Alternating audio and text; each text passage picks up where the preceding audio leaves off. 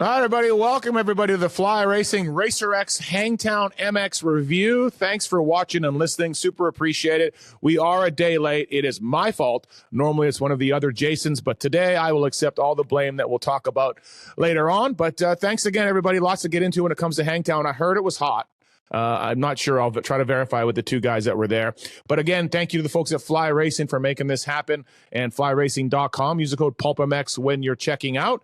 Official gear of the Supercross champ, Cooper Webb, Chance Hymas, RJ Hampshire, Dean Wilson. I think he won in Brazil in Fly Racing. So PulpMX code to save at flyracing.com, from the kinetic mesh gear to the Evo gear to F16 to Enduro stuff, kids, women's, all of it. They've got it. Thank you to the folks at Fly Racing for making it happen. Renthal, Maxxis, Brunt Boots, we'll tell you more about later on. Motorsport.com as well, all on board with this show. But lots to dive into, including my attempt to make it to Loretta Lynn Ranch, which ended in tears and shame. But first, let's talk some Hangtown. He is the voice of the Pro Motocross Series. He was there with James Stewart calling the action. The Jason Weigen. What's up, Weege? Yeah. Wasn't hot. No. Wasn't hot from my perspective. Yeah. Totally fine. Nice air-conditioned trailer. Almost had to put a sweater on. Fantastic. Yeah, It seemed like you guys were pretty cool in there. Yep. The pit reporter for the series, it definitely was not in an air-conditioned cooler. Fly Racing, flyracing.com. Jason Thomas. What's up, JT? That would be on-track analyst, sir. Okay. But yes, it was indeed hot. I was not in the palatial MX Sports / NBC Sports trailer that Jason Weigen and James Stewart On the mountaintop. On the mountaintop. Yep, up by Big Mo, as they say. It was warm. No doubt about it. Now, was it an all-timer with the heat? I'm going to say no. I will say no. The humidity was the factor there, but it was definitely hot, and you could see it on all the riders' faces when they came off the track. All right, broadcast complaints now or later? Hit us with it. Let's do later. I want to discuss this heat thing. Oh, okay. Go ahead, Weege. Yeah. I think we thought we saw it in all the riders' faces, but an amazing thing happened at the end of the day. Yeah, the 250 riders were cooked. Cooked in somewhat of the literal, not figurative sense. JT, that was a nice move. But Deegan, you started your Deegan interview saying even you were cooked. The podium was 3 mechanics. Do you know this, Steve? I saw that. Yeah, I was going to get into that. Yeah. Shimoda threw up in a porta-john, which I think would make you want to throw up more. He did come to the podium, but then realized when it was 2 other mechanics, he would be cool and let his mechanics shake the champagne. So the 250 guys were done. Even Deegs, super fit, done. Yeah, Deegs got his interview done and then had dirt in his throat or something, right? No, I think that was more of an allergic reaction, JT. Yeah. Well, he woke up sick in the morning, and then he said it got really bad in the second moto. Like his throat started closing up, and he sounded terrible. Like he had a cold. Like he had some sort of respiratory something going on. So his wasn't just heat, but I think he wasn't asking for more laps either Not in the way. second one. The first one, he was fine. The first one, he even made comments like in typical Hayden fashion, yelling at Kitchen about it's not even hot, because Kitchen was having a hard time. Like honestly, he was having a really hard time, and Deegan, true to form, was leaning into that at Kitchen, like chirping at him. That's just what he does. Yeah. It never stops. But Steve, you will enjoy this so much. If you folks watch the Twisted Tea Best Post Race show, we interviewed Benoit Paturel, and he's like, I wish they put the 5 minutes back in because they cut the motos to 25 minutes. And I'm like, are you good? And he's like, yeah, I'm fine. He's like, just takes me a while to get going. I finally was starting to feel my flow, and then there was 2 laps to go. And then I talked to Guillaume and the 450 battle, credit to our guy Michael Antonovich for pointing this out. If you look at like 10th through 16th, they were gnarly right to the checkers. I think there were 6 seconds between 5 guys. They're all veteran dudes. They know how to pace themselves. JT, what do you always say? The motorcycles do have brakes. The 30-year-old guys in the 450s were fine. The 250 guys were cooked. Yeah, I don't have a problem with shortening the motos 25 minutes. Like I wasn't there, so I don't know. But like, obviously, you get all the keyboard warriors. But like, whatever, man. Like 25 minutes. There's not a lot that goes on in the last 5 minutes in a national. Like generally speaking, sometimes for sure, but not Not generally, not really. So I'm fine. Like whatever. I don't know what the reaction was with riders and teams, but cool, whatever. Yeah. Most people I talked to were happy about it. Mm-hmm. They were glad. Like Duff told me, he's like, that was a great move. All these 250 guys were all hurting so bad. But my just point is, it is hilarious to see it's so bad, and it was bad. But the 30-year-old veteran dudes are just like, what? I just went slower. So it's fine. The only input I have here is after the first 450 moto, and these are all the little things that you hear that we don't get on camera just because I'm standing right there in the midst of it. But credit to MX Sports and the AMA. They went over and were asking Jet and AP and Tomac, like, hey, do you guys want a shorter second moto? Like, how are you feeling? How bad is this? What is your input? They went over and asked these guys, and I couldn't hear what Jet was saying, but AP was asking Jet, like, hey, do we want a shorter second moto? They're asking, and Jet was kind of across where they couldn't get to him because he was surrounded by people. So regardless of how you feel about the decision, I do like that they're getting input from the riders right after the race. Like, how bad is this? Because we're not racing, we're standing around. Do you guys feel this is dangerous? Should we make an adjustment for the second moto? So I just wanted to put that in there because I think in the past we've seen decisions get made unilaterally without consulting anyone. This definitely wasn't that. How high in Duff's life was the celebration, you think, on the podium? Good point. Did he get more Instagram subscribers? And is this the pinnacle of Duff's life? It's got to be up there. It's got to be high up there. But listen, I'm no hate comms because I was a mechanic for a long time. I probably would have also enjoyed that. So I'm not coming down on Duff. So when this went on, I was down there, same situation as what I was just talking about the 450 guys, and I was talking to Brian because Hayden went to go get medical treatment. I was just standing around I was getting out of the sun, and he thought that I was waiting to talk to Hayden again, and I'm like, no, my part is done now. And he's like, well, Hayden's not going to do the champagne thing. And I'm like, I don't run the show here, right? Like, I think that they feel that I have some sort of say about what's happening. And I'm just a clown up there with a microphone. So he's like, hey, Duff's going to do that. He'll love it. Like, I'm like, fine by me, man. I don't run the show here. But it was just funny how all those things are kind of happening in the moment. It wasn't planned. Hayden's like, I need to go get checked out. Duff's like, yes, I am fully in to go up there and spray champagne. So, awesome moment. And again, no hate comms because I would have loved to do it too. So it was kind of a weird moment, but kind of cool at the same time. JT, I'm surprised you didn't want to weigh in on that. You say this all the time when there's a gnarly section on a supercross track. Like, yeah, but you can go slower and you can manage it. I'm surprised that you're not weighing in and saying, I mean, you raced for 15 years or whatever. When it's hot, you can pace yourself. Yeah, it's I'm torn on it. I've felt both scenarios here where Southwick 2005, the second moto, I was really hurting and I wanted the race to be over.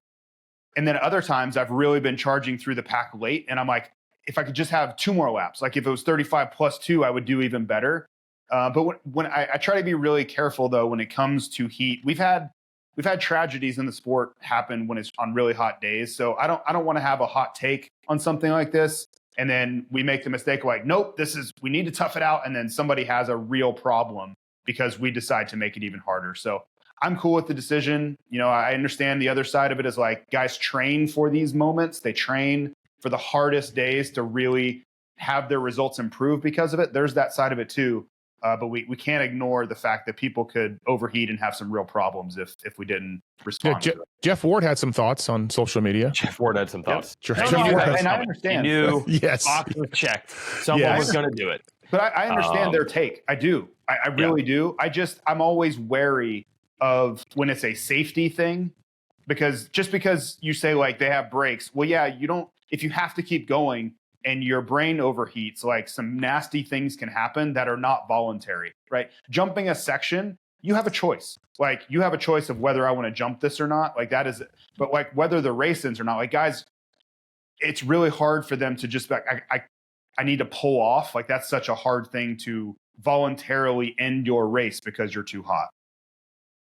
Yeah, I wasn't even weighing in on the 5 minute. That's way out of my hands. Same thing. That's a medical decision, and I'm not going to weigh in on that. The cutting the motos 5 minutes. I just found it funny that the 19-year-olds were dying, and the 30-year-olds were like, yeah, I just went slower in the race and I got to the finish line okay. Yeah, And I was just like, it's so funny how experience and there's two different classes and how people approach racing. So I was wondering also in that same vein, the way you race a 250 is different than a 450. Like it's intensity and pushing, and you're just always on the edge. Where a 450, you can kind of get in a rhythm, lean on the power a little bit to kind of carry momentum more. So I don't know if that's a factor. Like the way you have to race a 450 leads to just maybe being a little bit more gassed and a little hotter because you kind of can't back it down, or you're really going to suffer lower lap times. I don't know if there's something there in the way that you can race a 450 maybe. Could be. Broadcast complaints. Oh, here we go. Last week, Cole Davies was listed as on a Kawasaki for SMX points. This week, we got Seth Hammaker as Garrett Marchbanks. What's going on with the graphics here? Oh, I did see that. There was a Marchbanks interview where it said Hammaker, right? Yeah, what are we doing? What are we doing? Maybe Davies is on a Kawasaki now. Have we seen him in the last couple weeks? Fair. Maybe he is. Yeah. Okay. All right. And then maybe that is Seth Hammaker. Maybe it is. I mean, Tom Cruise has that mask he pulls on for Mission Impossibles. So I don't know. Can we get that going? Do we not? Who's responsible for that? Do we fire Bondo, JT? Who do we fire for putting what Seth I would Hammaker? recommend, Steve, you send a strongly worded email to everyone you know.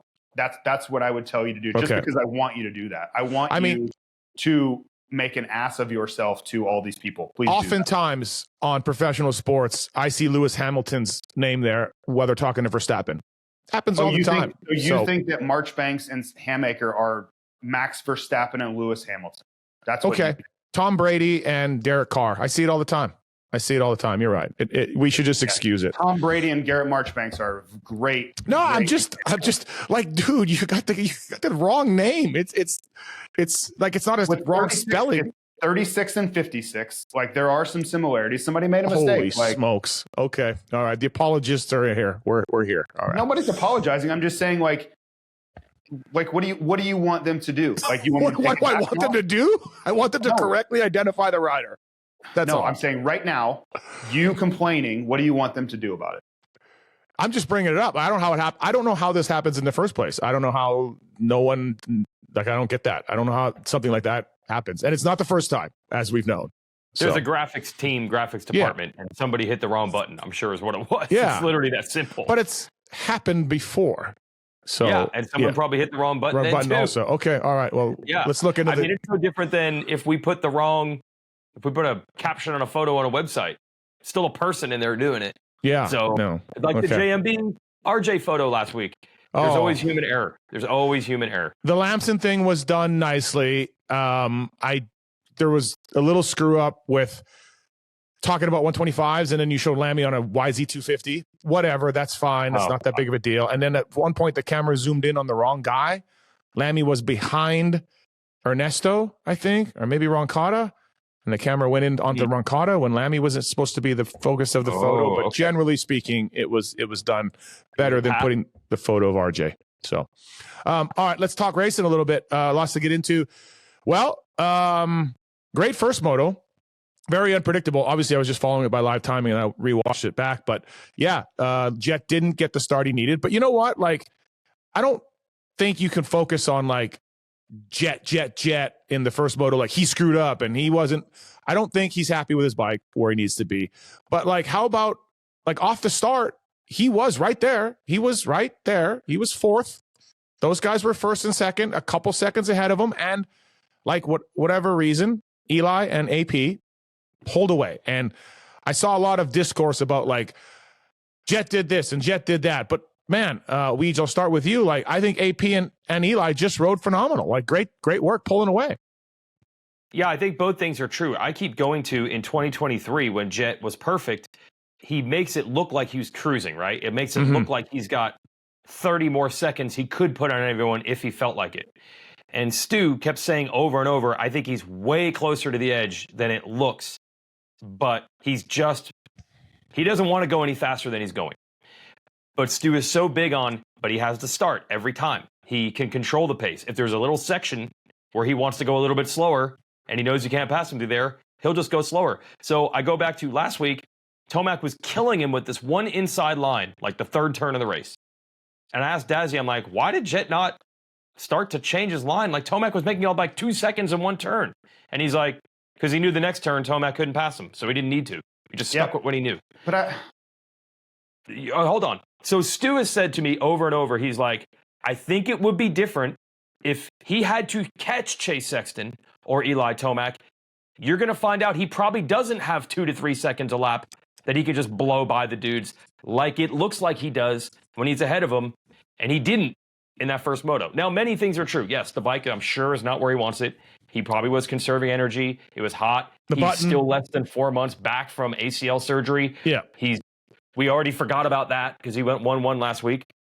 But I agree. In the end, he wasn't fast enough to catch him. Right. He wasn't. Right. I just saw a lot of like, what's wrong with Jet? How about AP and Eli rode great and pulled away? Fast enough. Yeah. Yeah. I mean, I think there's a lot there to unpack. Number one, this track hasn't ever been great for Jet. And the results, he's won 3 times there. So you have to parse that a little bit on a relative basis. But it's never been a track where he's been able to go out and dominate. Just he hasn't ever done that. And the year he won the championship, not a great performance. We know what happened last year. This year we saw the first moto. Like, we just have to come to terms with this is a track where he's a little bit more human than normal. That's a fair take. We saw in the first moto this weekend. He certainly wasn't comfortable with the motorcycle. He said it was too stiff on the podium. And that's what you get. He probably, I'm going to guess, was frustrated that he had to lay up.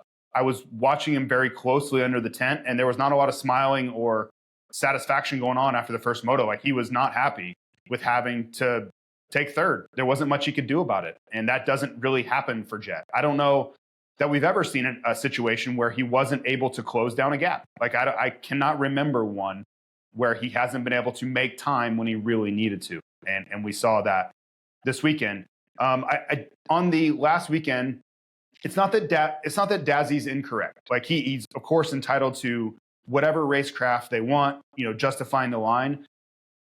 My problem with it is that just because Eli wasn't able to make a pass in the next section doesn't disqualify the fact that line was slow, and Jet could have seen it, and it would have made his life a lot easier that whole moto, right? So it's easy to say, well, yeah, he couldn't pass him. Well, did you want pressure? Did you want Eli next to you all over the racetrack? Because if you had changed lines there, I don't think Eli could have gotten to you. Like, that would have changed the lap time game in that scenario. So in the end, it's not Dazzy's free to make that take. I just think long term, if Jet wants to be like the best ever, I think he will change up his line in that situation and say, Eli's faster there. Okay, maybe he can't pass me there. Who cares? I can go faster on a lap time basis by changing my line here, which will make my life easier. It will also allow for a mistake if I happen to make one later. It'll make the last few laps of the race a breeze. Like, there's all sorts of things there. So I just wanted to touch on that because I think it's more of like a justification, or kind of like he's trying to disqualify the fact that Jet didn't change lines. And it's not that he's wrong. I just don't think it's necessarily like, it's not right either. Does that make sense? I just think he would have been better off if he'd been like, yeah, that line's better. I'm going to change now. Whether he can pass or not is almost kind of a non-starter. I'm just going to talk about Hangtown, though, on this pod. I'm going to talk about Hangtown. Are you okay, Steve? I'm okay. We just wasted 5 minutes talking about lines in last week's Paula race. Well, I was using that as an indicator. I know what you were. Yes. When we did this throughout Supercross or Cooper Webb, we're trying to find ways to illustrate these intangibles of racecraft that Webb has, because you can't just say, well, look at this guy through the whoops. You can see why he's the Supercross champion. You have to find other things. So Stu has been adamant for this is the 3rd straight season where he's like, I swear to you, he's not as much faster as it looks.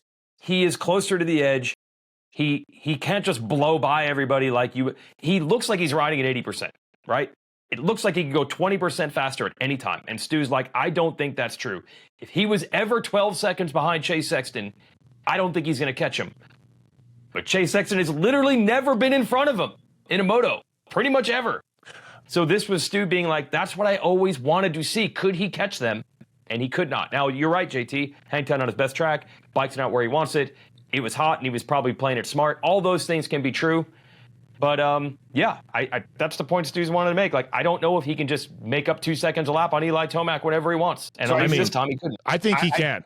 I want to put my hand up. I think he can. I think he can at tracks where he feels comfortable. This weekend, I agree with Stu. Other times where Jet's kind of like he's agreeing with the track, the bike's working the way he wants to. I do think he has more. I do. So I don't think it has to be universal across the board as a full concept. But this particular weekend, I think Jet was he found the limit. So could he have taken more chances and maybe crashed trying to catch him? Probably. But I think he is maturing and understanding that's all there was. If I went any faster, I was probably going to end up on my head. The button was back for Moto 2. So I don't know what happened to the button in Moto 1. I don't know what went on. But no scoop tire and no third gear would be the answer. Yeah, I don't know. Scoop tire, JT, you were back. Scoop tire was back. Yeah, but we got JT's fake news or something. I don't know what's going on with the Prado scoop information. No, I am not fake news. I am 100%. I was standing there looking at it, Steve. Were you looking at the right rider? The number 70, the Spaniard from Lugo. Okay, that's him. Because someone from Cowie was telling us that the scoop wasn't on. The first moto he ran it. The second moto he did not. I went down to the starting line to look at this, and he and Anderson did not have it on. Yeah, Cowie told me that the scoop was on. So it's very bizarre. No, but for second moto too.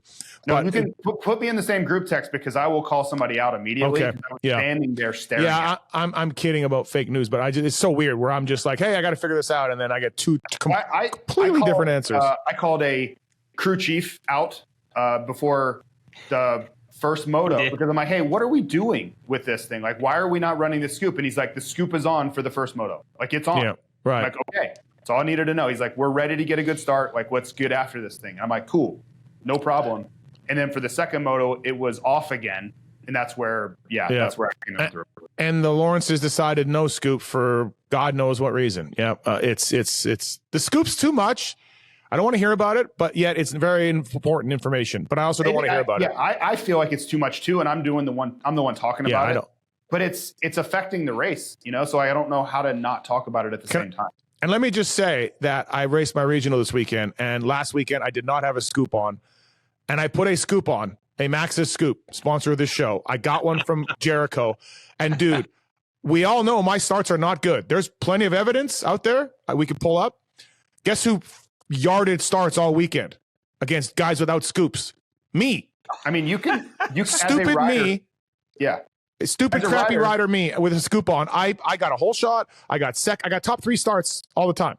As a rider, Steve, you can feel the difference. Yeah. Straight line acceleration, you can literally feel it pulling you forward more. It's noticeable as a rider feeling it. It's unbelievable. And again, I turned into Donnie Holshot Hansen this weekend because of a Maxxis scoop. So stop doing this, Lars. I guess Lars said blame the crew chief, so it's not even Lars' fault. All right. I think they said they thought their starts were so good they could get away with the knobby tire and still get the start. And that didn't happen in the first moto. So they did go to the scoop in Moto 2. Yeah, you can't get away with it. You can't get away with it. Prado can't get away with it. Lawrence's can't get away with it. Stop it. Can't. No one can get away with it. Then Jet also said that he didn't grab third quickly enough. I think he said he didn't get a gear. I'm assuming that's second to third. Yeah. So I don't know if it was the scoop that changed it in the first moto or the lack of scoop or the shift. I don't know. Right. So, but he got a freaking ridiculous start in second. I'm pretty sure he catches it with his heel when he lifts his foot up to the peg, and I think he just missed it. Okay. So AP last year lost the lead to Chase Sexton with half a lap to go. This year he loses the lead with a lap and a half to go to Eli, and you got to feel for AP, man. It just, it's so close. I mean, look, he wouldn't have won the overall anyways with what happened with Justin Cooper getting in the middle there. But Weege, I don't know if you saw this on Pulp MX site, but MX Reference dug up a chart. Aaron Plessinger is the career leader in 250 MX champions with the most races without a win in the 450 class. He's first with 52 races raced with no wins. Dino is next. And then it's like Guy Cooper and Lamson and these other guys.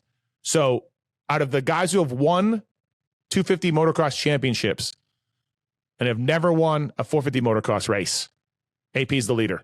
and he's gonna continue. He's got 5 second places. He's got a couple of motos robbed from him. So it's kind of a dubious stat, though. So you're saying he has the most starts in the 450 class without a win of all these 250 champions. yes, But you have to be good enough to get that opportunity where many 125/250 guys didn't even get enough chances. We talked about Steve Lamson. He didn't have multiple years on factory teams in the Premier class. Poor J-Mart. J-Mart never rode a 450 outdoors at all. no, yeah, So you have to be good enough to earn the chance to even get the factory bike. So my point is, poor AP. God damn, he's got to get one of these. He's been as close. I mean, again, he wouldn't have got the overall this weekend, but he rode great. He's good at Hangtown anyways, as we know. You got to feel for him. He said he misread the laps in the first moto. He misread them wrong, and then he almost had a big one. So, yeah, poor AP. What do we make of that? Because he said we make of the same. What was his answer last week to go back to scoop tire? Why did he not run the scoop tire in Moto 1? Yeah, brother, I don't know. Not really sure. Didn't think about it. I don't really know. I believe this is the same answer here. I talked to Ian Harrison about it. Aaron was asked about it in the press conference. He isn't quite sure where he came up with this idea that there were 2 laps to go when there were actually 4. Yeah, brother, I don't know. And then he laughs. And not thinking straight. Right. Yeah, I mean, maybe, at that point, your brain is fried. So maybe you're seeing 2 boards somewhere. I don't know. But you really got to feel for him because he rode great. Oh, yeah. And it's more of a bummer than last, because let's be honest, last year he almost won it, but a guy came from freaking last to pass him. Yeah. This one, now Tomac was probably metering out energy, waiting, it was hot, etc. But he outran the guys for straight up. Yeah. It wasn't that, well, I started with a 1.5-minute lead over Sexton and I couldn't hold it. I was better than Tomac and Jet for 93% of the race. Yeah. I know there was some management, but I don't know. This one, I don't know if that makes it hurt more or less, but it was better. Maybe he gets one. Like, I'll ask you guys later on about Jet and Deegs and overall wins, but he's starting to ride pretty good. Now, obviously, 2 good tracks for him. He rides Palo well because he told me he did 8 million laps there on Star Yamaha, even though he hates it, and rides Hangtown well. So maybe, he doesn't, maybe he drops off a little bit, but, he's second in points right now. And, so maybe this is the year AP breaks that record. Riding well. Yeah, I think you get one. Yeah. Eli Tomac. Great first moto. Got caught up in the start with the Euros. Some say it was conspiracy. Some say the Euros are planning on this. Really? Yeah. It's out there. Oh, really? No. Listen, Guido told me he's mortified because he's like, I've never dealt with these ruts in front of the gate. He's like, why don't they groom right in front of the gate? And I'm like, well, because at this track there was like the first turn crash to end all first turn crashes. The first year they had grates at Hangtown. You guys remember that one? Dudes were flipping over the fence and everything. Yeah, that's right. Yeah. Right. So then they're like, we're going to keep, what do you think it is, JT? 10 feet? Oh, is that was reason why they really changed it? Yeah. Oh, okay. Yeah. They leave the ruts in to allow everyone will have variance, so they won't be handlebar to handlebar into the first turn. It's like, no, Giot, we let you use start blocks and start maps and start devices and grates and lights on the handlebars, and we'll even push you if you need to. But the rut, scoop tire. You get a scoop tire. The rut is what we draw the line at. I'm with you. Starting has never been easier. All right. He feels bad. He's like, it was just normal. He shouldn't feel bad. Yeah. Stuff happens all the time. And I'm like, do you want to explain this? And he takes his shirt and puts it over his face. And he's like, no, I do not want the American fans to know what I look like. Because he's afraid some Tomac fan will kill him. But honestly, I would say, Guillaume went left. He didn't mean to. He didn't want to. It obviously impacted Tomac. But Eli's bad jump was the catalyst for all this. Yeah, of course. Yeah. Like Eli didn't get the start he needed. So he probably would have got up to 5th, I think, if I was doing the math right. What do you guys think? Oh, 5th? No. More? He was going to get to 5th. He might have been in 5th within the next lap. Yeah, but I think he made him. I think it was Hunter. Do you think he could have made a run for second in the moto and then the overall? No, he wasn't. No, Hunter was like 6. Hunter was like 4 or 5 seconds ahead of him. Did you watch last year's Hangtown? I know, but we only had 6 minutes to go or something. No, 8 minutes to go. Oh, when he crashed, there was lots of time left. I don't know. Okay? So I was roughly watching it. I was sitting poolside when I was watching it, so maybe I was a little more relaxed when I was doing the math. Yeah. He had a gap. I think it was 15 seconds he would have had to make up. But as Stu pointed out, especially when it's hot out like this, it is possible for guys to start making up, JT, right? 3 to 4 seconds a lap when you're going for it and they're cruising. I will say Eli's an animal. He's a beast, as we know. He looked worked after that first moto, I thought. I'm like, oh boy. Yeah, I thought it looked, he looked, he wasn't going to pass out or anything. I just have so much sort of admiration for his gnarliness that I thought I saw on his face like that. Oh boy, that was a tough one. Oh. Yeah, that's all. I didn't get that. Okay. No. Yeah, bummer he crashed. Can we just crown this here? He did it. He did it. He beat Jet Lawrence straight up. He did. Lawrence was there. Lawrence had him in sight. He pulled away. Jet couldn't do it. That's what I'm saying. Like, same with AP. Like, I keep hearing about what was wrong with Jet. How about we just say AP and Eli rode great? That's crazy to me that you're hearing that. Like, you're not hearing Eli Tomac is God who can walk on water on earth, and he showed Jet what's up. Some of that too. No, some of that too. But like, hey, what was wrong with Jet? What happened to Jet? Like, yeah, man, he just couldn't make it happen. Like, yeah, I feel like it proves something. I mean, it's been literally 3 years of outdoors where no one's really been able to do that. Did Jet? I should have did this research. Did he not get second, or did he not win High Point with a 2-1 or 3-1 last year? Did he go 1-1 High Point? No, I don't think it was 1-1, but no. I mean, he was banged up from the Hangtown. Shoulder was jacked up. But I'm just saying, like, he doesn't all the motos at that point. Right. Southwick, I don't think he won one moto at Southwick the next week or something. But so we've seen him lose motos before, but he is still 17 for 18? Is that or 18 for 19? What is he? Yeah. And overalls? Yes. Yeah, I think it's 17 and 18. Right. But if you're a Tomac fan, and most people are, you're looking at like Tomac gave Mulligan handle a second moto last week. He couldn't beat Tomac in the first moto this week. If you're a Tomac fan, you're like, bro, they're close. This is on. This is a battle now. The other side of this coin, though, and people are coming at me after the race, just like, people are insane. But the other side of that coin is that Tomac has been so phenomenal through 2 rounds. He's really kind of brought it. And yet, how many points is he down? 14? 15? Well, it's like Supercross. He was phenomenal.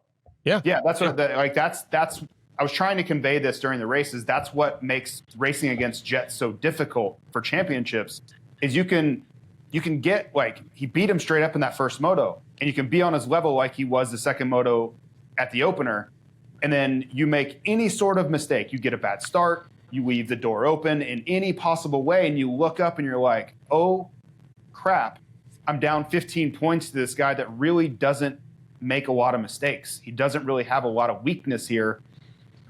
Unless I'm just going to win a bunch, and that's the answer, it's really hard to race against this guy because he does not give you opportunity. And I understand that he's gotten hurt in 2 series in a row now. I understand. I get all that. But like, when Jet has been healthy, he makes it so hard on these guys. Ask Chase Sexton what that life is like trying to beat him. Ask Cooper Webb in Supercross in 2024 what that's like to beat this guy who he very rarely opens the door. And when he doesn't open the door, he's too damn good to beat anyway. It's a really hard equation to crack. Can I get a Justin Cooper scoop tire? Both motos, I think. They were all on at the second moto. Yeah. Everybody but Anderson and Prado. Right. JT, that's the same reason you said people aren't saying. That's why Guillaume knows that Tomac didn't get the jump. In a logical world, Guillaume did nothing wrong. In a logical world, what you're saying about these points really hurt Tomac, that is absolutely correct. But we are dealing with Tomac fans and fans in general here who don't want to hear any of that. No. Well, it's just. I mean, it's been a great start for Eli. Regardless, just awesome. Even he's got a 4th and a 9th. Right. Or 4th and do you get 9th? What do you get? Yeah, 9th, 4th and a 9th, and it's still been a great start for Eli. The only reason I would even talk about it in this way is because Eli's been so great. If Eli wasn't so great so far, that topic wouldn't even exist. Like, that is the whole point. What are you going to? It's like Rocky 4. Cody Shock's points, and can he catch Jet? Yep. It's like Rocky 4. He's not a man. He's a machine. What are you going to do, Eli? He's a machine. There's nothing you can do. But no, it's going to be great. Also, looking at the points and looking at the results from this race and last week, we have 14 points from Hunter Lawrence in 5th to Jason Anderson in 6th. And I feel it's dangerous to make assumptions after 2 rounds, and it is California rounds at that. But I do think that's what we've got some separation here of the packs of riders. You guys agree? Yes, with one major carve out. Okay. Which will probably be a huge discussion on this show, which is the Prado topic. Oh, I mean, certainly nothing has shown us so far that Prado's about to go out there and beat Lawrence's and Tomac or Plessinger yet. Yeah. But it's something that has to be discussed. Okay, we'll get to that. Justin Cooper, good job, 4-2 for Justin Cooper. He rode really well, 3rd overall. So, yep, great job for him. That second moto was pretty good. Like, he just cruised. I was looking at the gaps, and AP never really could get that close to him, and he didn't let Jet get away that much. Again, hot, so maybe Jet's like, hey, I got 6 seconds, typical Jet style. But either way, I think if you're Justin Cooper, good job on that one. Yeah. Tomac 1-9. We talked about Hunter Lawrence 5-4. Quiet day for Hunter. I just watched it back. I don't got a lot to add unless you two guys do. Not really. By the way, I don't think Tomac's pass on Jay Coop in the first moto where he like doubled, then tipped off the high one was dude. Sweet. Yeah. He's going so fast up that hill, and then you got to time that thing to land on top to like blitz over. Oh, dude. Yeah. Pretty sweet pass. I actually rewound it and watched it. Hunter Lawrence 5-4, Cooper Webb 7-7, having a good time. Was there any more updates about having a good time? I think he bristled a little bit. I talked to him right before he went out for practice, and I'm like, hey, I heard you guys all went back to Florida this week. He's like, yeah, we did a lot of stuff. We worked on a lot of stuff. I'm like, okay, so you are.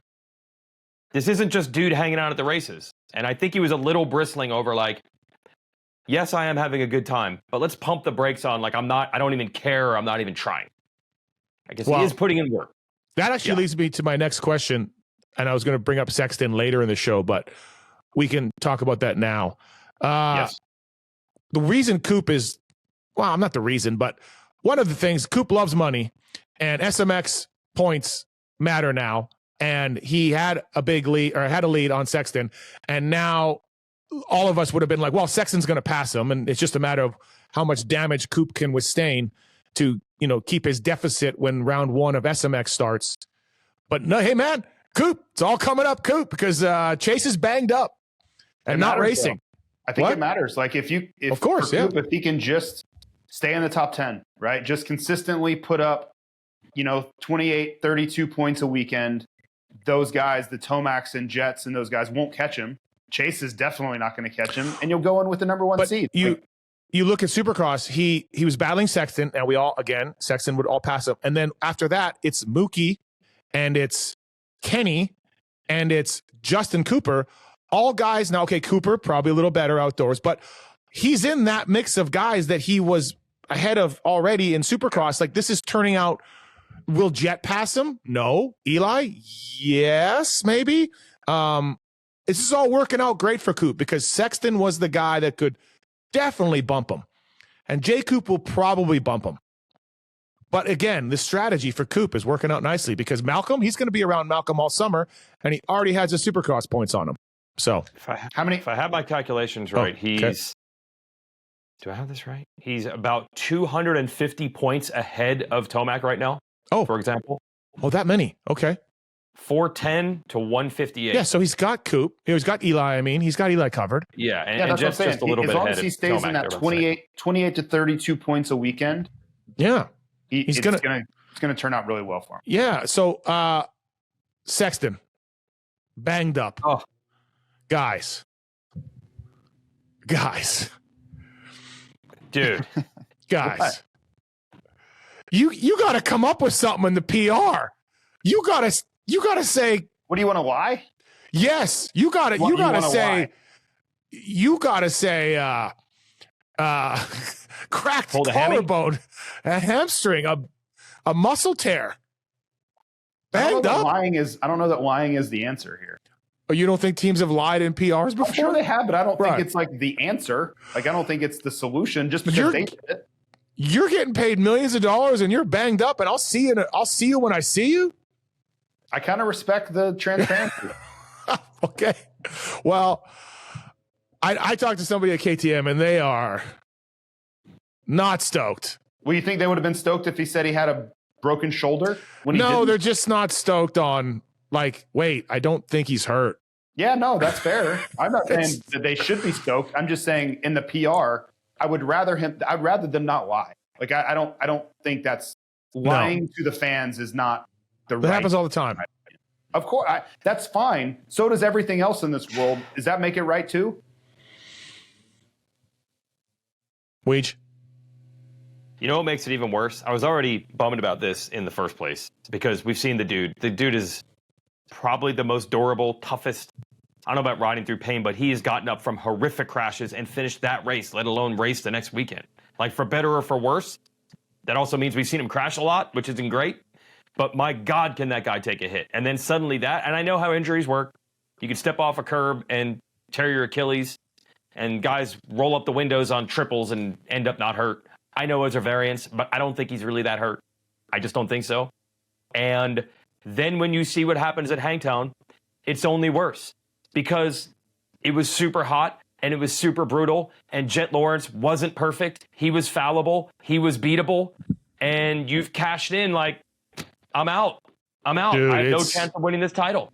And then we just saw an opening. We just saw a weakness in the type of conditions that Sexton would probably be at his best. He came from last to first at that track last year. And when it's hot, is anybody stronger? Someone chose not to race. Someone I talked to said, remember when Coop didn't like the bike and the team and did factory connection suspension, and then AP said, I want to try it, and the KTM was like, hey, Coop, just go home. Like, just go home. Yeah. Just, we're done. Yeah. Someone said that may happen here. He's going to Kawasaki, right? And someone told me, and I don't mean someone like a fan on the side of the fence with a Coors Light. I mean like someone that would know. I mean, he already. They're did like, go home. What? He already did go home. Yeah, but like, stay home. Like, we're okay. We're fine. I don't think they would hurt his feelings at this point. That's me. Yeah, having an opinion. Nobody's told me that. I haven't talked to Chase, but I don't think they would hurt his feelings if they told me. And I love Chase's candor. I love his honesty. He's a good guy. Kier's a good guy. His dad. I like them as people. And I just called me old, which I am. But like, dude, you get paid to race a dirt bike a lot of money. And if you get your teeth kicked in and you don't like your bike, well, you still get paid, man. We all got to do our job. Your job is to ride the motorcycle, and that's my TED talk for today. Yeah. How bad even is it really? He could have friggin' won. Dude. He could have won. Hangtown. He's banged up, man. He's banged up. You got Jet being not quite there, hot in the first moto, didn't ride his best, bike isn't there, not his best track. You have Eli getting a 9th in a second moto. Like, he could have won. Unless he's super banged up. But if he was super banged up, like you said, Steve, you feel like there would have been a named thing. Banged up, man. It's disappointing. It is. It's disappointing. And I would tell Chase that. I'm just like, man, I think you should race. I don't know what's going on in your head. And I know you're not happy with the bike or the team or whatever, but you get paid a lot of money and you should race. And I mean, he clearly doesn't want to be there. Right. Like, I think that's fair to deduce from this is he doesn't want to be there right now. It's going to be a tougher decision now, though, because the SMX, if you don't race that, but everything I've heard, he's planning on coming back. Yep. Ian told I agree. Lewis, yep. maybe Southwick. To just be done for the whole rest of the year, I feel like, man, you're costing yourself a lot of money now. But honestly, I think he comes back, but I think I was just told KTM might be like, hey, yeah. But this guy, we've seen this guy suffer through a lot, right? Like, I've seen him take some serious hits like LA Coliseum in 23 and just walk off the track. Like, he looked like he got mauled by a bear and he just walks off the track. Like, this guy is tough, right? So for me to see him not willing to race when, yeah, I'm sure he's not feeling 100%, but this is a guy who would normally race under these conditions, in my opinion. So something else is afoot. That's really all that we're trying to get to. Yeah, Fly Racing, flyracing.com. Thanks to the folks at Renthal as well. Speaking of Chase Sexton, renthal.com. You'll see Aaron Plessinger switch to a sort of a twin wall bar. this weekend on his bike. Renthal.com, chains, sprockets, factory Honda, Kawasaki, KTM using Renthal products. Mountain bike parts are available in power sports dealers nationwide. They got some cool Renthal mountain bike parts coming real soon, which I'm excited about. Renthal.com. And lock-on grip is great. It's selling really well. And I went 6'6" with Renthal lock-on grips this past weekend at Paula. So thanks to the folks at Renthal. And also Maxxis scoop tires. You need them. Freddie Noren running Maxxis scoops, PRMX as well. This is the part where I say Jack Chambers runs Maxxis, but then he didn't make the motos, but then he got 20th as an alternate. So good job, Jack, with his Maxxis tires, I think. Maxxis.com, great mountain bike tires as well. Thank you to those guys for coming on board, Renthal. And, of course, Fly Racing. FlyRacing.com, go PulpMX to save with those guys. All right, Anderson, 9-6 on the day, and Jorge Prado, 12-5. Prado, good, 5th, bad. Looks like the heat got him. When you look at his lap times, they were up there the last 3-4 laps, so the heat got him pretty good. And then he was on some podcast called Track Talkers, and then some guy named Lou talked to him as well. And he's big on, we got to get this bike better. We got to get this motor faster, all of that. And to which I say, Jorge, you did some testing, right? You did testing? You tested before the Nationals? Did you say the bike could be faster? Did you ask for more horsepower? But hold on. Horsepower is the easiest thing to make. Hold on. Okay. What? Hold on. I don't know that that's a fair take, because I have been told through people that would know, several people, in fact, that would know, that this has been an ongoing thing with the Cowie 450. So just because he said make it faster, I don't think that's the first time those words have been uttered. So maybe they're trying to make it faster, and comparatively to other factory engines, which is what they're up against. It's not that they can't make a fast 450, but can they make it the ECU, like whatever troubles they're dealing with? I think there's something there, because I've heard it from too many people now that would have real knowledge about this, that they're behind on the engine package. Well, Jorge's 4 motos into his career and complaining about the bike. But like, that's my point, is this, I don't think this is a new complaint with the engine, and it doesn't seem to be getting better. So that would tell me they're trying to make it better and are not seemingly able to make it better. Dude, here we go.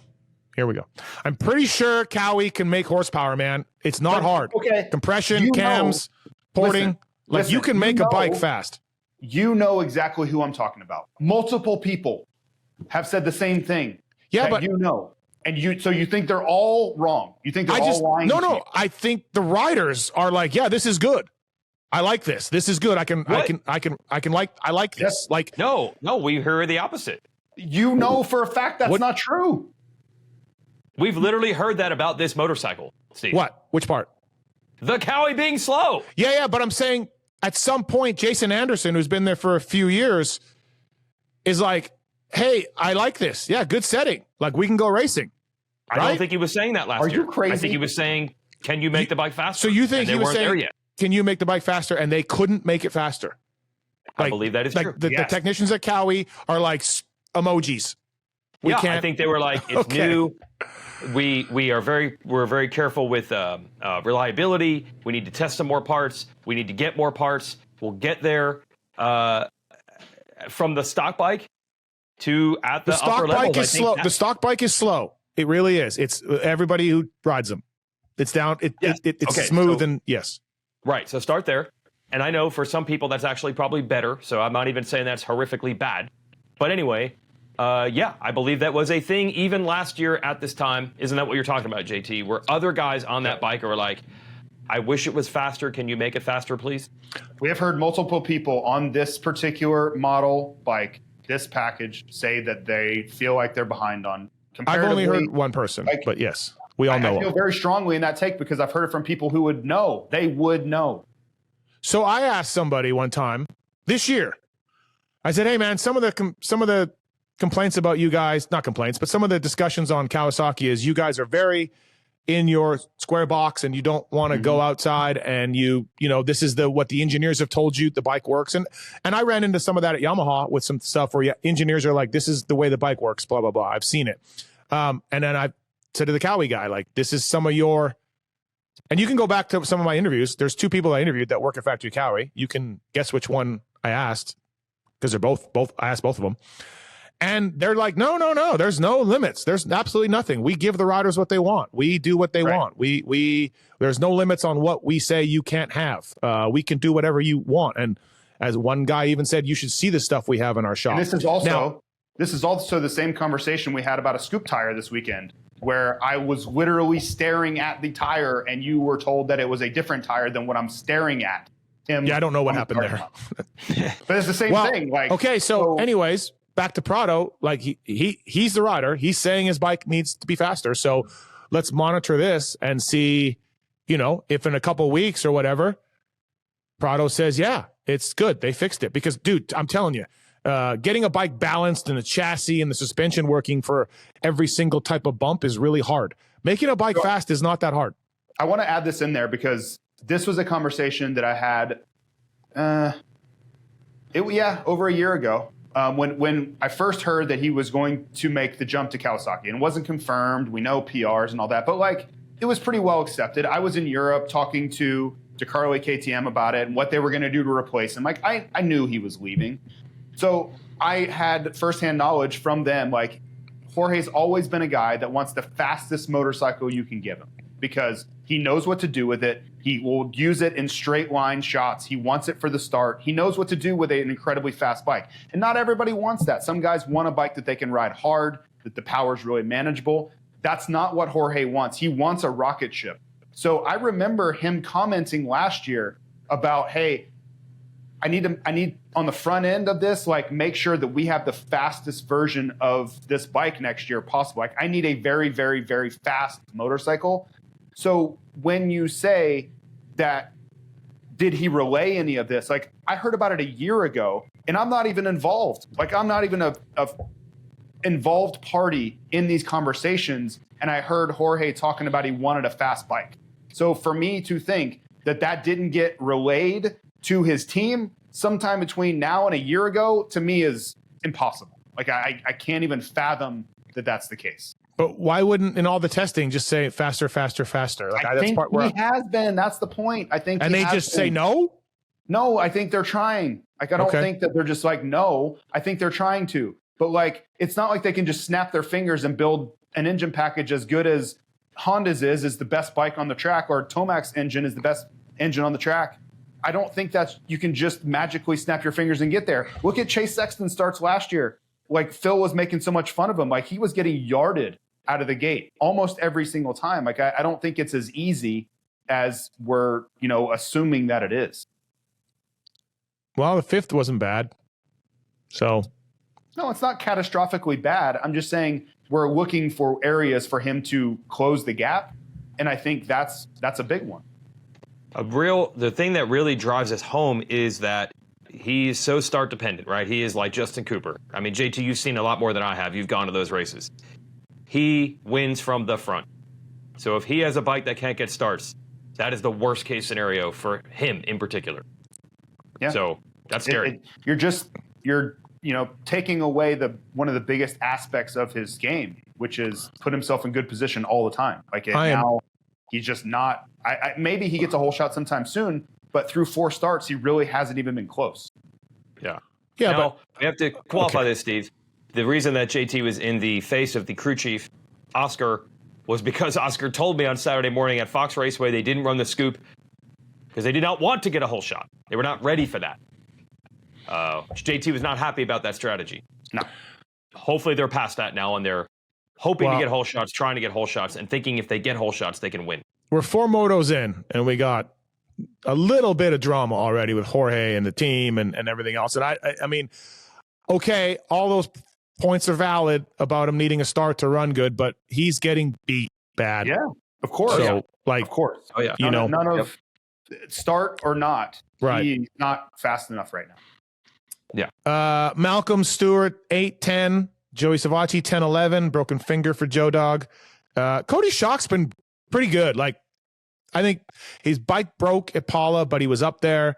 And then I think he crashed in one Moto 2, but like he's been good on a 450. Like he's all around factory guys. And as I say, like that's always something that I look at where you're like, okay, man, you're on this team and you don't have factory parts and testing and programs and all of that. And you're doing good. So Joey was top non-factory guy. And then, after that, it's Cody Schock. So Pacharel, yep, good job for Pacharel. Him and Guillaume did battle again. I guess Guillaume crashed or faded back, but this might be the battle to watch this summer between the two MXGP guys. I love it. Yeah. Actually, if you look at the second moto, JT, I don't know if you're able to even see there at the end, but the second moto, I think like 10 through 15 was like a dogfight. I think Malcolm was 10th and everyone was trying to get him. Yeah, I did notice it anecdotally. I was trying to watch the stuff at the front a little bit, and then I had to reposition the podium. Steve, I know you don't care. It's not a big deal, but it is Guillaume. I got asked a couple times to relay that to people, so I'm relaying it to you. What did I say? Guillaume. Okay. He's never going to change. You know this. I don't care. I was asked he's going to be to share that. Dies. Yeah, I was asked to share it, so I'm sharing it. That's it. Guillaume and I go way back. That's fine. No. I'm not saying you don't know him. I'm just literally what I was asked to do. You did it. Look, Lorenzo Locurcio, good job. Rode well. Freddie 18-17. I'm still waiting for Freddie to get going. We do these re-raceable pods, and Freddie's got a lot of top tens. We gotta get up there. The field's a lot deeper. Like if you look at 2022, it's a lot different field than it was then. But don't you feel like Freddie and Cody Schock are the same? They ride a club. Like I think Schock's a little better, but Freddie has not been. He's not had a good two races. Like I just don't want to think about that 2022 or 23 season, whatever it was, where he's getting like 7th every moto. Like the field's different than that right now. Hard Dog crashed out in second moto. He had to spend the night in the hospital with some ribs. Poor Hard Dog. 14th in the first moto. The off-road guys let us down in fantasy, JT. They Pulp Fantasy Pod, Weege, so much Dante talk, Dare DeMarte talk, a lot of this heat, off-road, gnarly. They let us down. Were a little better. Yeah. The starts were a huge part of the problem. Like bad qualifying position, bad gate pick. Yep. Maybe worse start. Like that. That's kind of where it unraveled. And I did have to laugh because we know Bondo loves Coolest, and I know he was holding a gun to your head, Weege, when you had to be like, Coolest races with Pacharel all the time. He's just as good as Pacharel. Like, he should be right there. I know you were forced to say that. No, I threw that in because his team is sponsored by the Michaels Reno Power Sports, which also backed the event. So he was saying last week he really wanted to be good here because that's what the team is based out of. Last week wasn't good. This week wasn't that good either. There's no world where Harry Coolest, who's a great guy, Hottie Coolest. There's no world where Coolest is as good as results-wise as Guillaume and Pacharel. Not sorry. Oh, is that true? I believe so. Oh, Coolest has had some good rides for sure, like MX2 years ago. Yep. But generally speaking, I would agree with you that Pacharel and Guillaume are better than Harry Coolest. Yeah. But the guy in the middle here, in the box in the middle, the announcer, doesn't seem to think so. Well, that's because the actual rider himself, Hattie, told me last week that that's where he expects to be and wants to be. Benny Bloss showed up, and that's about it for our guy Benji. Wasn't even the best beta. That's a good point, Weege. I never even thought of that. He wasn't even the best beta. He wasn't even the second best beta. Why? Who was better? Who was better? You had Bryson Gardner. Dude, when the test rider beats you, the guy that doesn't even race.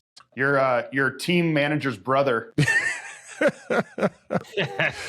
What was Jeff's reaction like? Beat him in the second moto too on beta. Do you think Jeff just kicked him in the face and left? God. And Benny is good outdoors. I don't know how much it is. This bike has not raced outdoors. The factory team, I don't know. I haven't talked to Benny. I don't know what happened. Wow. Okay. All right. That's 450 class. for Hangtown. Again, thank you to Fly Racing and Race Tech as well as on board with this. Motorsport.com, OEM and aftermarket parts. They got a Driven to Ride sweepstakes going on right now. YZ450F is the grand prize. Thank you to the folks at Motorsport.com. Go through the banner to help us out. Great prices, free shipping on everything over $79, and OEM and aftermarket parts, e-bike stuff. If you got a secret street bike, whatever it is, Motorsport.com. They've always supported the sport for a long time, and they continue to do that. Renthal and Maxxis tires as well. Brunt boots. Now, I'm not a working man, but Eli Tomac's mechanic, Josh, is a working man, and he hit me up, and we're getting him some Brunt boots, just like Pedro and a few other guys out there, because Brunt boots are fantastic for guys who do real work. Not me. I wear flip-flops, but if I did work for a living, I would wear Brunt boots. Code PulpMX to save. BruntWorkwear.com. PulpMX is a code to save. They aren't just about work boots. They got a full range of high-performance gear built for tough jobs. Again, not me, but tough jobs. And join over 500,000 other customers in getting some Brunt boots. And Onyx Maps as well, Weege. Onyx Maps has 500,000 plus miles of trails mapped out. That's for mountain bikes, dirt bikes, adventure bikes. They have hiking. They have a hunting version of the app. Public and private lands. You can leave notes for other people to use. You can read notes that people have left for you to learn about the trail, and you can download the maps so you can have them even if you're in the back country and you don't have cell service, which is really cool. But they really just keep changing it all the time and adding to it all the time. They even have workshops that you can watch virtually to learn different things about off-roading and things like that. So go to onyxmaps.com or Onyx Off-Road in the App Store. Okay, fantastic. Thank you to those guys for coming on. 250s. Let's do it. Deegs 1-1. We asked this on the Pulp Show. Who wins more overalls, Deegs or Jet? I think I'm going to go Deegs. Okay, JT. I think you went Deegs too. Big Tomac factor in the 450s. JT, did you go Deegs? Yeah, I don't think it's going to be a big difference. You know, if you told me it was like 10-8 or something, I that's fine. I don't think you're gonna see a drastic difference between the two, but I would go Deegs also. Yeah, look, you guys better cover your face like Geode. Tomac fans hear the things you are throwing out in this podcast. But if I mean Jets won 2, I say 8. Eli wins. There's probably 3. Tomac fans that think Jets this is it. Oh, he's never winning again. 2 for the year. Yeah, Tomac's got him. Well, they're wrong. They're wrong. Careful. Yeah, I think they're wrong. Deegs is in great shape, as we know. He can hammer down with the best of them, and then he's also really fast. So all those conditions equaled a great Hangtown. And, I mean, obviously the highlight was probably Kobush, the privateer, pumping his fist, and Deegs pumping his fist back when he got him back in the same spot. That was pretty awesome. But, yeah, he's on fire right now. I mean, I do not think he's going to go perfect. It's too hard in the 250 class, I think. But I think if you're Hayden, thinking the way he thinks, yeah, there's a goal. Let's go perfect, right?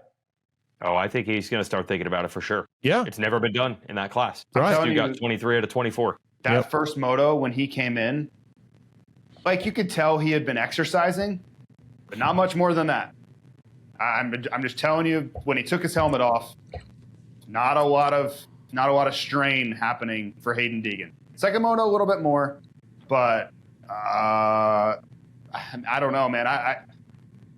They're going to have to find a way to get to him, because right now his starts aren't so bad. Like, he's top 10, and the speed is a real thing over everybody, where it was like sometimes last year, not all the time. Late in the moto, yes, but like middle of the moto sometimes.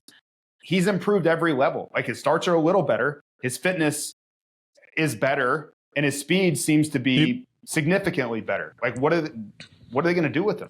You look at his Denver, Salt Lake, Paula, Hangtown, like, he's maybe never been better. Those 2 indoor wins were phenomenal, right? And then, like, just picture perfect. Well, the Denver one wasn't picture perfect because he sent his teammate over a berm, but the charge was phenomenal. And then dominated Salt Lake, and he's gone 4 for 4 here. This might be peak Deegs. Are we peak Deegs? Yeah. We might be peak Deegs. We are. Racing happens. You know, like, you don't know what's going to happen. First turn crashes happen, like, whatever. It's not like we expect him to win everything, but he has a significant edge in, I would say, every category but the start, and the starts aren't so bad. Joe Schmoda, 2-2. Dude. Did 4-2. not have this on my bingo card. Joe's gone 2-2-2-2. Really good job. Yeah. You guys didn't show him much, I don't think, in the broadcast, or maybe I wasn't paying it. Like a quiet 2-2-2-2-2. As quiet as you can kind of be. We didn't show Deegs all that much either. Like Yeah. they were just kind of riding by themselves. But Yep. I think Joe has been the surprise of the series so far. Oh, I think 100%. everything else, you could say Kitchen at the first round was a negative, like a downside surprise. But Joe has been the upside surprise of this series. I think, yeah, he's not going to get seen much because generally we're going to show a battle or the leader, but not the guy in second who's also by himself like the leader. But he's really been head and shoulders above everybody else, too. He's not as good as Deegs, but, I mean, he's beaten everybody else every time. That's not even just, like, by chance. Like, he's been better. He comes through the pack sometimes. JT, you owe me an apology, which I will not get because you refused to do that. But Levi Kitchen on the fantasy pod. I was big on Levi Kitchen rebounding. Maybe I didn't see a 3-3, though. Okay. But really good job for Levi. Because, honestly, talking about fantasy, JT, he qualified 14th. I'm like, oh, boy. Like, I still thought he would do well. But I'm like, what is going – I think it was 14th. It was around there. And I'm like, what is going on with Levi? Yeah, he was really good. And if I owe you an apology, you were right. Great job. But I think the same thing holds true for Tomac in the 450. But so we can call it even if you want on that. But I certainly was not right on Eli or on Levi. That's for damn sure. He rebounded really well. Don't be mad that I proved that Hangtown wasn't Eli's best track. Don't be upset. The numbers proved it. Don't be mad. You're seriously a moron. Like seriously. Weege, he's won more at 2 other tracks than Hangtown. Those would seem to be better tracks to me, in my eyes. One thing here and there can throw some averages off. Well, I was just counting wins, not averages. I agree, because his Thunder Valley average is garbage because he went DNF, right? Like the Thunder Valley stats are all out of whack. When has a dude ever done that? Just saying, stats don't always tell the whole story. He had won 6 of 7 450 second motos in his career at Hangtown. That's pretty good. 6 of 7? Was this the 7th this weekend? Oh, coming in. Okay. He went the wrong direction. Now he won the first moto this time. Okay. Yeah.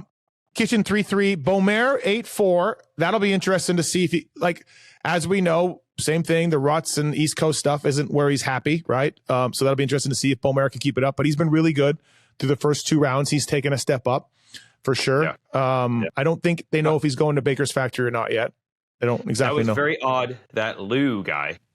If you listen to his interview, first, Juju's like, bike was way off in first moto. Couldn't even believe he could hold on to 8th. Way better in Moto 2. And he was really good to the end of Moto 2. So I think this time you could say he said bike setup, but it showed.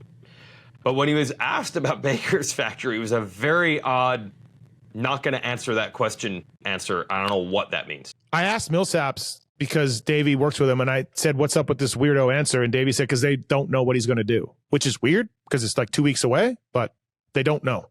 So I don't know. I would think Baker's, right? Not that controversial, to be honest. Yeah, right. Wouldn't you just go to Baker's Factory, though? Like, just be, I don't know. Who knows? California's tough, man. All I hear every weekend, you're out there, Steve, is that there's hardly any places left to even ride at all, let alone the quality of the tracks. There's just not a lot of tracks. And never mind, you're going to land on a 60. But couldn't it be like a situation like Sexton where he's not on that program? They're trying to figure out if he's going to ride there but not be on their program. I don't know. Yeah, like Tom He's and gone there before. He's gone there before. Yeah, he has. Chase is banged up. Marchbanks, good again. Good job, Garrett Marchbanks. Yep, absolutely. Yep. He had better starts, Steve. Oh, yeah, that's right. His interview, what Seth told us on the line that he started 14th in Moto 1 or something. So, look, he's not going to do it. In all this talk of scoops and dissed up starts, he's 100 and whatever pounds, 170 pounds or something. Like, it ain't really going to happen, I don't think. Once in a while, sure, but consistently? Yeah. I don't know. Weird scores, though. Like, Jordan Smith goes 11-6 for 6th overall. Julian goes 8-4 for 4th overall. Like, the second moto finishes got you good results overall. Harup 10-9 for 7th. Wow. Yeah. Nice improvement. Right? Yeah. Master Pool Weege, There is no denying, Wygant, your voice gets a little higher, a little more excitement when he's up there. Like, you can't deny this. Remember I said in the pre-race shows for Racer X, I was not calling him as a championship contender because something's going to happen. And then I see his dad Saturday morning. I'm like, how's it going? And he's like, oh, he's so sick. He was sick last week. Now he's really bad. This is full survival, just salvaging points. And I'm just like, this is always the deal. This is always the deal. This is why he's got 3 awesome races a year, 1 to 3 awesome races a year every summer. And then the rest you're like, what the heck? And then this one he had somehow still did well on Moto 1, which I didn't expect. And then Moto 2 was not good. This is just what you get. Yeah, it's been up and down. But hey, guess what? The speed is there with Ty Masterpool. Oh, always has been. Never said that before. JT, you did correctly on the fantasy pod call out Dylan Schwartz for a good finish. Yeah, I mean, that guy is a heat and fitness warrior. I'm guessing he just works really hard. Like, I've never seen him at a practice track I'm just going off results. Like, if I see it enough of the same damn thing over and over when it's hot and really difficult, he does well. It just kind of tells me what I need to know about him. So, it's not shocking to see him have a good day. What spot was Mosman in when he went down in Moto 2 late? 4th? Yeah, okay. Fourth, right. Damn, dude. Michael Mosman, that could have been a really good day. Hometown kid. We had a great interview with him on the Weege show after the race. So it's Mosman, man. Yeah. Always a great interview. Yeah. We were going to get him on the Pulp show tonight, but we had some scheduling conflicts, but we will get him on soon. Casey Cochran loves Hangtown. Fast there, right? Yeah, Damn. dude. Unbelievable. Qualified well, and then, led a little while. Did he just get tired? Was there falls? Oh, I'm sure he got tired that first moto. Yeah. Like, you could just see him. Like, put yourself in his shoes. The best thing he could possibly do for himself is what he did. Lead laps, run up front. It's just like, I think he and Ryder D are in the same spot where they just need proof of concept right now. Just validate the fact that you're on factory equipment. So whoever the decision maker over there is like, yeah, man, look, like, they have it. We need to keep them. That's the best thing they could do for themselves. Drew Adams, so day. Second moto was good. Yep. Hammaker, is Hammaker okay? I don't know. Weege? I don't know. He never got back into the race, right? No, he walked off the track from the start. Yep. No, I don't know. Also, maybe I'll hit him up. What's that? I'll text him right now, and maybe we'll have an answer by the end of the show. Oh, okay. Live. Vial's crash, you guys never quite got it, but what was the problem?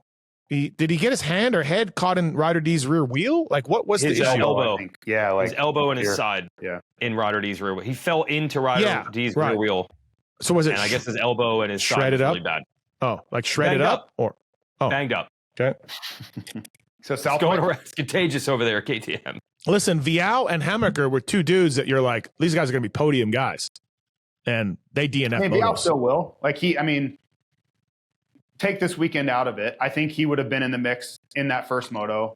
The second moto, when you start last on the last gate pick, what are you going to do? But the first weekend, he was good. Like, I don't think there's any reason to think he won't be a podium guy all summer. Hymas food poisoning on Monday? Yeah. Wow. Sunday, Monday. Before the race again. Yeah. Everybody rented out Fox Raceway, I think, on Tuesday from the factory. Steve, were you able to be a part of that? No, I was not. No, but I'm glad to see the team spending like $1,000 to not have a chance to land on a 60 rider. Like, good job, teams. Yeah. Hymas couldn't even do that. He wasn't able to ride on Tuesday. Then he rode Wednesday a little bit, thought he was okay. When I talked to him Saturday morning, I think he was just explaining, like, I didn't get to do all the testing I wanted to do. I don't think he was as worried about I think he thought he was over it, but I would assume that heat, if you're throwing up Sunday, Monday, maybe it catches up to you on Saturday. We said he crammed a bunch of stuff, electrolytes, food, they have specific things to try to speed up that replacement process, and then he threw all that up. So he had nothing left. Yeah. Not good, man. Enzo Timmerman ran out of gas with half a lap to go in the first moto. I guess he was 12th or 14th or something. And then as he was pushing his bike back, threw up. And so they held him out a second moto, in case you're wondering. Oh, because I saw he was DNS. My source for that was a Vincent Way. I don't know if he's trying to get into the media game, what's going on, but that was my source. Oh, well, our Team Green guys, even though one's racing pro now, they're Team Green guys. Yeah. Fedortsov, DNF, Moto 1, 15th, Moto 2. That's a good job. And Avery Long was up there again for a while. I don't know what happened at the end, but you were hammering your co-host on one of your other shows about Fedortsov. So he deserves some credit there, I think. There's too much Fedortsov talk. I mean, it's been top 20 like every time. Yeah. Just all the guys at club during the week, I get, just all those guys. So, but Cody Shaw called him the confidence killer. He's the confidence killer. Right. He will smoke you during the week for sure. Weege, J-Mart. Well, I was afraid it was over again for the second week in a row. When he was in 22nd last week, I'm like, this could be the end. And then when I see him crash out of this one, I'm like, this could be the end. But I heard nothing broken. Is he just banged up? A lot of banged up. Is he? Here's what I think. I don't think he's going past round 3.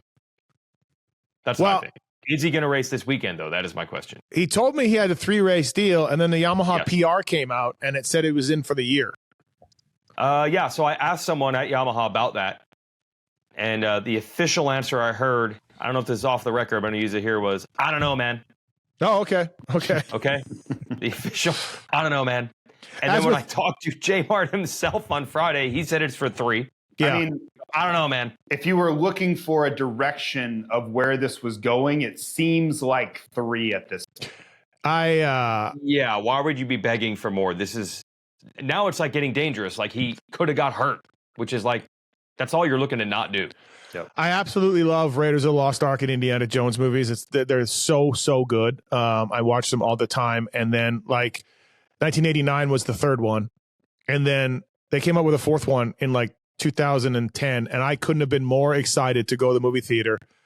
And I was all in. And I sat through that piece of shit. And I was so bummed out. And I want this J-Mart thing to work like I want the fourth Indiana Jones to work.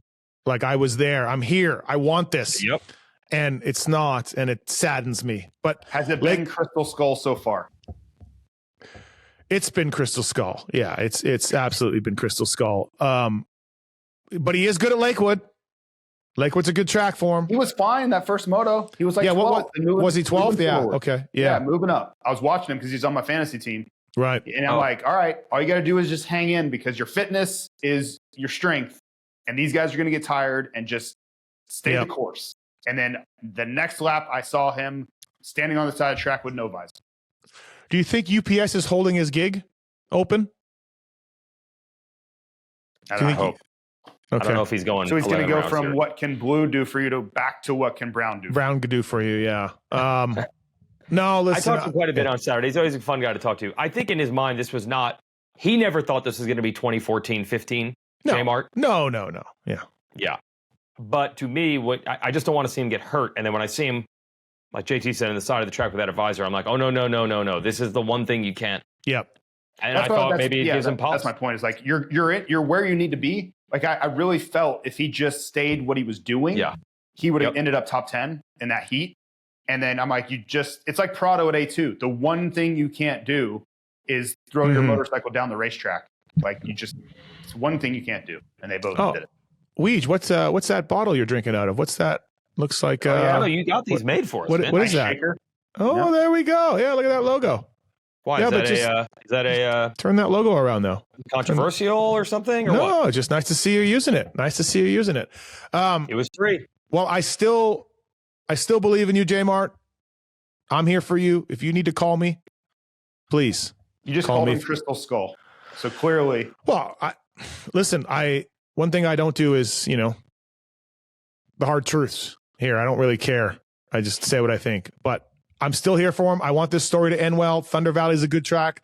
We're at elevation. We're on a Star Yamaha. Let's do this, J-Mart. Let's do this. Let's bring it back. If we go 3-3 this weekend, it will all be forgiven. 3-3. 3-3. 3-3. Will you pick him on your fantasy team is the question. I can't. I picked that loser in Hangtown. All right. Never mind. 3-3. All right, before we wrap up here on the Fly Racing Racer X show, our guy Phil made his comeback to racing this week in Canada. He went 3-3, speaking of 3-3. And I sent you guys a really funny text. So hold on. What, like, he was upset with 3-3 is what I got from it? Well, because he got beat by 2 minutes. Yeah, in but Moto. like, Phil's old. For this sport, he's old. It's fair. Like, no problem. It's not his fault. We all get old. But like, I feel like 3-3 is super respectable. Like, did he think he was going to go to Canada on those guys' home tracks and go beat them? No, he just didn't like the 2 minutes. Whatever. Like, oh, okay. Honestly, like, if Phil was on the call, I would say you need to calm down. Like, 3-3 is a great result. Okay. All right. Well, Weege, he said he was happy your second moto. I feel the same way. 3-3 is far from a disaster. It's probably exactly what it should be. He's just mad about the gap, is what you're saying? Yeah. He was very upset about the gap. And then at some point in the second moto, a guy with taped on numbers was beating him. Now, he didn't end up beating that guy, but the guy had tape for numbers. Well, the point, he wouldn't get any more points or any more money if the gap was 40 seconds versus 2 minutes. Right, so, right. Okay. All right. Again, Fly Racing Racer X review. And then, Loretta's. Yes. The dream is over. Yeah, but that sucks because I feel like you did great. Well, I don't know. Do you feel like I did great? Would you get sixth? 6-6 in plus 50. Yeah. I just feel like the Loretta's program, especially for vet dudes, and maybe I'm wrong, maybe the California region isn't that strong, but I feel like there's tons of people that ride all the time, ex-pros, whatever. I feel like sixth place is, well, it's like Phil, highly respectable. It's ironic we're talking about Phil's race in this way because my 6-6, they take top four. My 6-6 looks better on paper than it was on the track. Like the top four guys, gone. Like if I pushed it and had a bunch of holy shit moments out there, and like just, I even still don't think that was enough. Do you know what I'm saying? Like my top end, like, hey, I got to go for this. Those guys were fast. So honestly, I think this went really well. You got to go through this experience. You are safe. I think Loretta's would be a very, very difficult experience, heat-wise. Yeah, you said congrats to me. Congrats on not making it. What's that? You said congrats on not making it because you didn't want me to go to the ranch. Yeah, like I think this went exactly in the best manner possible. Right. I just think this is how it was meant to go. I'm happy you went through this. I'm happy you're safe. I don't think qualifying would have been a better outcome than this. Right. Yeah, that's your boat. So funny story though. I raced Chicken. Jeff Chicken Matasevich was in my class. So now hold on. Was he one of the four? He was not one of the four in that class, right? Yeah, he was. He got second. But you said he was right in front of you for half the race. Not right in front of me, but 5 seconds in front of me, 6 seconds in front of me. Yeah. Well, I'm confused. Aren't some of these classes what they call these sportsman classes where ex-professionals cannot compete? No, plus 50 is wide open. That's Mike Brown and everybody. But you're also in 45. Yes, I was also in plus 45. That one you cannot have points in. So did we just find out that 5 years younger is a bigger advantage than having been an ex-pro? Is that what we found out here? Yeah, Were you closer in 45 or 50? I was closer in 50. Wow. Yeah, 45 was tougher because there were dudes that were under 50, over 45 that were better than me also. Wow. Okay. Yeah. So I'm 45. Jeff Matasevich. I'm 45, so theoretically you would be. I have points, but in a different. You can't race that. Yeah, you can't race 45 plus. I understand, but I'm saying, but guys my age, you would be racing against. Yeah.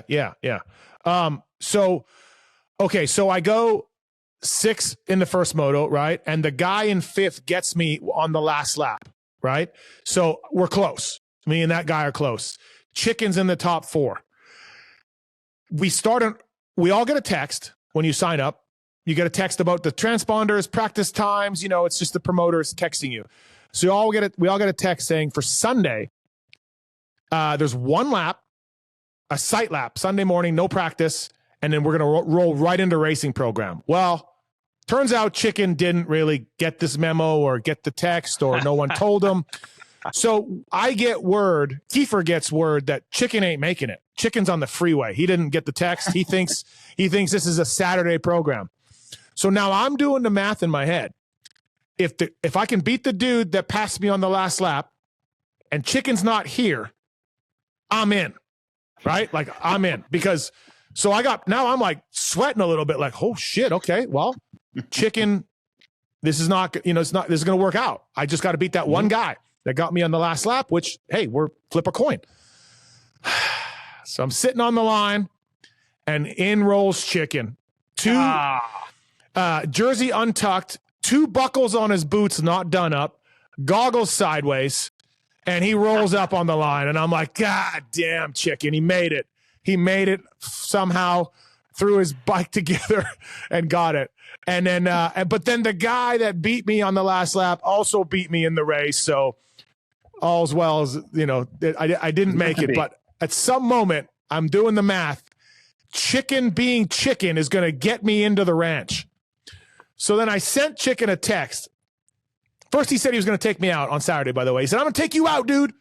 And I said, I'm not Bradshaw. I'm not Bradshaw, man. I know I'm on a Yamaha, but I'm not Bradshaw. And then I sent him a text. I said, damn you. I thought I had you beat because you were a no-show. He writes back, yeah, this is why I don't like outdoors. I go to bed at 2 or 3 a.m. and I'm tired at 6 or 7 a.m. Supercross 6 or 7 p.m. I'm ready to go. That's this was 30 years ago. It does. Chicken lives Chicken, man. I don't think his life changes. When was the last time you raced Supercross, bro? Like what? I don't know. What but night show is he preparing for? Can you imagine if he doesn't show and I get into the ranch via Chicken being Chicken, like just screwing things up? Right. It would have been phenomenal. But the last time I can remember him racing Supercross was like 95. No, JT, 02, Takati Cowie. Really? Yeah, you were around 02, Takati Cowie. He came back for 125s. He rode 125 Supercross for Mitch in like the mid 90s. Well, that's 95. Yeah. And then in 02, he was still riding. Really? I do not remember this. Yeah, yeah. He doesn't either. Don't worry. Yeah. But yeah, two buckles undone on his boots, jersey untucked, and he still beat me, but rolled in. He raced the moto that way. Yeah, he rolled in with like a minute to go, a minute before the gate drop. So, are you sure? Takati Cowie was 98. Weren't they around in 02 too? No. Okay, no. 98, 99. Well, I mean, we have access to this. I mean, it's Takati Cowie. I think the last year they were around was 98. Being completely honest. Not that anybody Good sponsor cares for Chicken though. It definitely there's no way it was 02. There's no way. Steve, in what world? When would you say you were your peak prime racing years? 80, 89, 88? No, I would say early 90s. Okay. What year did you make the national? 92? Yeah. Early 90s. Someone tells you that to complete your racing goals, at some point in your life, you're going to have to close the gap and be good enough to beat Jeff Matasevich. But would you have thought? Someone said, that's where you got to go. That's the level you've got to get to. Yeah. And you were almost there. Like you said, you could see Chicken for some of the moto. Yeah. Half the moto, he was about 4 or 5 seconds ahead of me. Almost got to the point where you could catch Chicken. Like Campbell and Shane Nally are out in the middle of the track waving you on to go chase down Chicken. 98, last result for Chicken in the vault. 98. Oh, yeah. There you go. Yeah, JT, so... Can you tell JT he was right, Steve? You were right. Well, he said JT... well, hold on. JT said mid-90s. No, 98.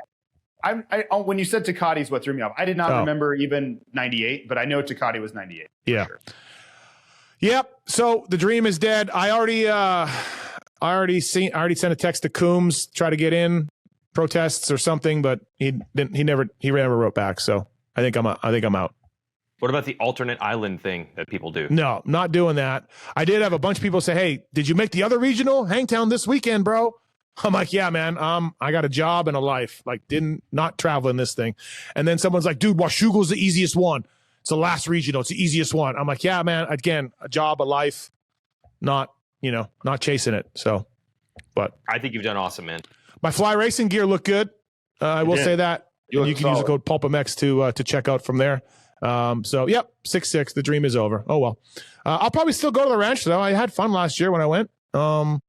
And someone told me if I would have made it, I couldn't go to that air-conditioned tower, which was amazing last year. Oh, would that have been an unfair advantage? I don't know. Is that true? They're pretty restrictive on infield access and fairness and all that. So I actually wonder if that would be the case. So I'm actually glad I didn't make it because I want that air conditioned tower is nice. Unless you have air conditioning to hide in at Loretta's, I would highly advise not going. Well, I just saw a lot of Kiefer and Steve just sitting in a minivan with the air conditioning on all day. That was a lot of the week last year. Yeah, that was great. All right. You should do a Monday night. Can you do a show from there? Probably, yeah. I don't know. Look at the guests you could get. Yeah, it'd be amazing. Yeah. I just need Wi-Fi and whatever. All right, that's Hangtown. We're on to Lakewood. Who wins more overalls, Jet or Deegs? Both are off to a strong start so far, and we'll keep on rolling on. So Deegs doesn't have to race Tomac. Yep, that's a big difference. Yep. Okay. And Chase, assuming Chase is back too, that's also a thing. He's banged up though. Yeah, but if he's back and healthy, like Chase is a serious problem for anybody. I just want to end the pod talking about him being banged up. Yeah, it's crazy. I mean, the fact that he's not racing is wild to me. Like there has to be so much more to it for him to not be racing. We need to be very clear on that. I don't think any of us believe that him being banged up is the reason he's not racing. All I can hope is, and I'll reveal this, during the second moto, when Tomac went down, I actually wrote on our format in Sharpie for Stu, I said Sexton should have raced. I hope that there is a part of Sexton that was watching that and is like, damn it, Jet had a bad moto, Tomac had a bad moto. Why did I not do this? It was the first thing. And that motivates him to race. It was the first thing I thought of when I looked at the weather on like Sunday or Monday for Hangtown. I'm like, oh, this is perfect for Sexton. And then that 10th overall in qualifier number 1 at Paula, that did us in. Could have. It was over from there. Bike's no good. Can't ride it. 10th fastest. I'm banged up. Yep. So if he's leaving, does Prado's results give him a lot of confidence? Can someone make Chase's bike faster at Cowie? I don't know, man. You seem to think it's really easy, so hopefully.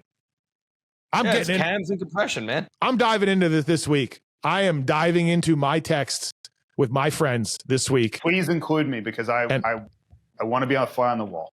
And I'm going to get to the bottom of what is going on.